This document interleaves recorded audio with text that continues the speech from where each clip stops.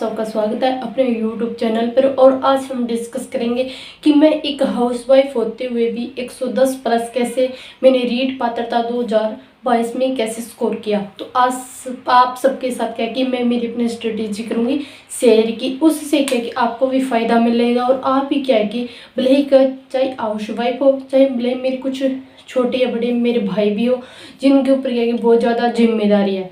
तो सबसे पहले मैं आपको एक डाउट क्लियर कर देती हूँ। तो भी अगर आप तैयारी रीट पात्रता 2025 की तैयारी कर रहे हो तो सबसे पहले क्या है कि अपने माइंड से ये एक डाउट एक मान लो कि भ्रम की स्थिति है, ये बिल्कुल निकाल दीजिए।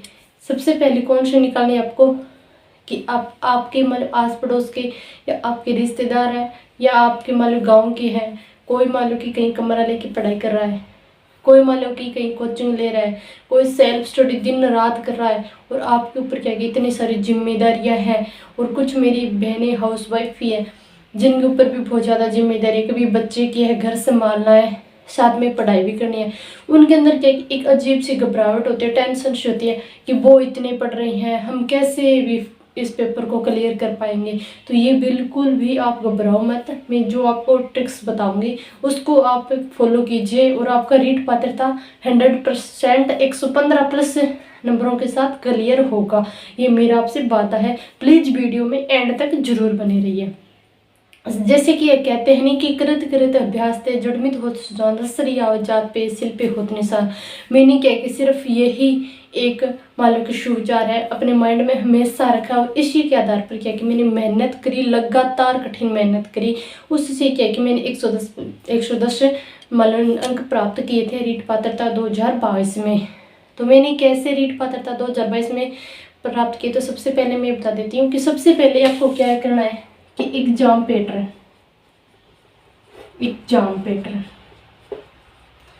सबसे पहले आपको एग्जाम पैटर्न देखना है कि कितने नंबर का पेपर होगा। कितने नंबर का पेपर होगा हमारा 150 नंबर का पेपर होगा। कोई नेगेटिव मार्किंग नहीं है, कोई नेगेटिव मार्किंग नहीं है। 150 में 150 नंबर आप कर सकते हो। फिर बात करें कि जनरल और अदर स्टेट वालों को, जनरल और अदर स्टेट वालों को क्या है कि जनरल और अदर स्टेट वालों को 90 नंबर लेना अनिवार्य है, यानी कि 60% होना जरूरी है। अगर आप 60% ले आते हो तो क्या है, तो भी क्या है कि आपकी रीट पात्रता क्लियर मानी जाएगी। फिर बात करें कि ओबीसी, एससी, एसटी, इनकी बात करें तो इनको लेना है 82.5, यानी कि 55% आपके नंबर बढ़ा रहे हैं तो आपकी भी रीट पात्रता क्या होगी, क्लियर मानी जाएगी।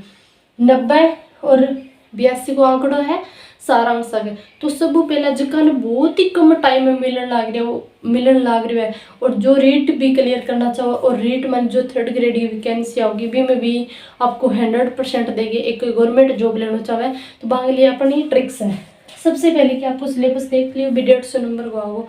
फिर बात करें कि मान लो कि कौन से पार्ट में कितना नंबर को पूछा जाएगा और कौन से अलग अलग पार्ट डिवाइड करना है। जैसे कि शिक्षण विधि है, कितने सब्जेक्ट है, 5 सब्जेक्ट है। कितने सब्जेक्ट है, 5 सब्जेक्ट है। 5 सब्जेक्ट में प्रत्येक सब्जेक्ट में क्या है 15 नंबर की क्या होगी, टीचिंग मेथड आओगी। 15 नंबर की टीचिंग मेथड आओगी तो टोटल कितना नंबर की टीचिंग मेथड आओगी 75 की, यानी कि 75 नंबर की आओगी आपके टीचिंग मेथड। आपको क्या है कि सबसे पहले तो क्या है कि शिक्षण विधियों पर फोकस करना है। शिक्षण विधियां जितनी आप अच्छे ढंग से करोगे तो आप उतना ही क्या कि सिलेक्शन के नज़दीक जाओगे। फिर बात करें कि सब्जेक्ट की, कुछ बोलेंगे कि हमें संस्कृत नहीं आती है, कुछ बोलेंगे हमें मैथ नहीं आता है। कुछ मान लो जो अभी मान प्रेजेंट में पहली बार जो स्टूडेंट मान लो कि विद्यार्थी है वे एग्जाम दे रहे हैं तो वहाँ के शिक्षा मनोवैज्ञानिक वो समझ में नहीं आ रही है। तो शिक्षा वो अलग वीडियो में भी आपको सभी डाउट क्लियर कर दूंगी। सबसे पहले ये देखें कि सब्जेक्ट लैंग्वेज फर्स्ट और लैंग्वेज सेकंड। अगर लैंग्वेज फर्स्ट तो आपने हिंदी ही लेनी है, क्योंकि लैंग्वेज फर्स्ट है और फर्स्ट है वो क्या कि आसान आती है और लैंग्वेज सेकंड है वो क्या कि थोड़ी हार्ड आती है। इसलिए क्या कि लैंग्वेज फर्स्ट आप लो हिंदी। हिंदी में कितना है कि 15 नंबर तो शिक्षण विधियां में गया, 15 नंबर की क्या होगी ग्रामर आओगी। तो फिर 75 में 15 जोड़ दो, कितना आ गया 90 क्लियर हो गया, 90 क्लियर हो गया। फिर बात करें अठों ही मान लो इतना में ही आपको क्या है कि रीड क्लियर होने लग रही है। भी ऊपर भी आप स्कोर करना चाहो तो मैं बताती हूँ थाना। सबसे पहले अगर सेकेंड लैंग्वेज आप संस्कृत ले रहे हो, कौन सी ले रहे हो, संस्कृत ले रहे हो, संस्कृत ले रहे हो नहीं तो आप पहले डॉक्टर किरण चौधरी मैम है, आप उनकी फ्री ऑफ क्लास पीछे की बहुत क्लासें पढ़ी है, आप क्या कि उनको भी फॉलो करो। जो मैडम ने पढ़ाई है ना उनके आधार पर आप तैयारी करोगे ना तो मैं गारंटी के साथ कह सकती हूँ, क्योंकि मेरे खुद के 20 क्वेश्चंस सही हुए हैं। मैंने संस्कृत फर्स्ट 10वीं के बाद तो संस्कृत पढ़ी को नहीं, तो भी क्या कि मेरा 20 क्वेश्चन संस्कृत में सही हुआ। और क्योंकि मैं साइंस बैकग्राउंड होने के कारण क्या कि मैंने थोड़ी दिक्कतें आई, क्योंकि साइंस को एक आर्ट में आना है अचानक ही तो वो थोड़ा संभव होने, और साथ में भी पूरा माहौल ही अलग हो, ये बच्चों भी संभालना है, घर को भी काम करना है, साथ में और कुछ भी प्रॉब्लम्स है वो नेक्स्ट वीडियो में शेयर कर देंगे। आप क्या कि संस्कृत के लिए डॉक्टर किरण चौधरी मैम मैंने उनकी बुक्स भी ले सकते हो, क्योंकि अगर उनकी बुक लोगे ना तो जो मैम पढ़ा रही है तो वो आपको आसानी से समझ में आएगा। या फिर आप क्या कि लक्ष्य, मैंने तो लक्ष्य की बुक्स ली थी, लक्ष्य की बुक ली, और लक्ष्य की बुक्स से क्या कि जो मान लो कि प्री एग्जाम्पल दिए हुए यानी प्रैक्टिस सेट दिए थे, उन्हीं प्रैक्टिस सेट से क्या कि क्वेश्चन आए हुए थे, उन्हीं प्रैक्टिस सेट से क्वेश्चन आए थे। तो ये तो मैं गारंटी के साथ कह सकती हूँ कि अगर आप संस्कृत की बुक ले तो आपके होगी लक्ष्य की ही लेना। बात लैंग्वेज की होगी। और हिंदी के लिए चाहे भले आप लक्ष्य ले लो या सिखवा ले लो या अन्य कोई भी मान लो ले लो, और हिंदी के आपको क्या कि एक मान लो कि टॉपिक में क्लियर करवा रही हूँ, पहले थ्योरी फिर प्रैक्टिस सेट, दोनों चीज़ें साथ चल रही है। तो अपना भी यूट्यूब चैनल है, इसको भी आप फॉलो कर सकते हो। जो भी मैं नोट्स तैयार करती हूँ वो अपने टेलीग्राम पे डालती हूँ। इतना काम आपका क्लियर हो गया। फिर बात रही मैथ की, तो मैथ के लिए क्या है कि पूरा मैथ आपको नहीं आता है, नहीं आप इतने टाइम में कवर नहीं कर सकते, क्योंकि 10वीं के बाद में कोई भी मैथ कौन पढ़ा है। तो इसका मान लो मेन टॉपिक है जो मान लो बिल्कुल आसान क्वेश्चन पूछे जाना रहे, तो बे टॉपिक मैं थाने बता दूंगी।